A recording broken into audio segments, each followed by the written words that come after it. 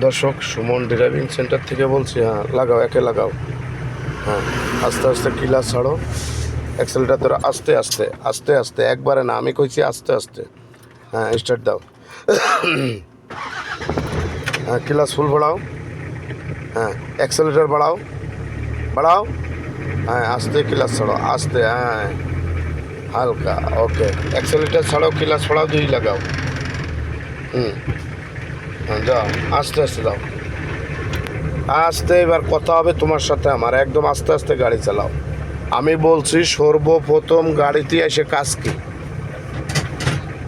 Clutch চাপ দিয়ে আস্তে। হ্যাঁ, গাড়িতে এসে সর্বপ্রথম গাড়ি স্টার্ট দিতে হবে। স্টার্ট দেওয়ার আগের কাজগুলো শেখো। স্টার্ট দেওয়ার আগে দেখবা চার চাকায় হাওয়া আছে কিনা, জি, গাড়ির ইঞ্জিনে মোবিল আছে কিনা, মোবিল আগে মাপো। ইঞ্জিনে পানি আছে কিনা, জি, ঠিক আছে। জি, কাজ কয়টা হইলো? তিনটা। তিনটা। তুমি এখন নতুন ছাত্র, 3 দিন পরে, 1 সপ্তাহ পরে, 1 মাস পরে তুমি আর নতুন থাকবে না। তুমি একটা চাকরিতে যাবা, নতুন একটা গাড়িতে উঠবা, যাই হোক, তখন তোমার স্টারিংয়ে বসে কাজ কি? স্টারিংয়ে বসে সিট বেল্ট বান্ধা। সিট বেল্ট বান্ধা। এখন সিট বেল্ট বান্ধা, তুমি এখন ডানে যাবা না বাই যাবা? ডানে গেলে ডানের ইন্ডিকেটার জ্বালাতে হবে, বাই গেলে বাইরের ইন্ডিকেটার জ্বালাতে হবে। কাজ কি? গাড়ির আনুষঙ্গিক যে টুকিটাকি 4-5টা কাজ ছিল, এগুলো তোমার আমার শেখানো শেষ। সর্বপ্রথম গাড়িতে এসে কাজ কি বলো?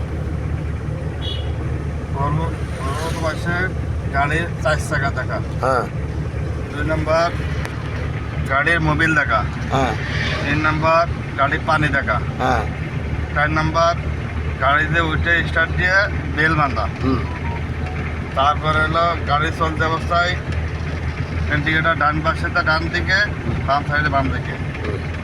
ওকে, খুব সুন্দর। দর্শক, অনেক শর্টে তার মাথায় ঢুকছে। তো বিষয়টা এগুলো আপনারা খেয়াল করবেন। আপনারা যে কোনো যানবাহন চালান বা শিখান, সর্বপ্রথম ম্যানুয়াল গাড়িতে শিখাবেন।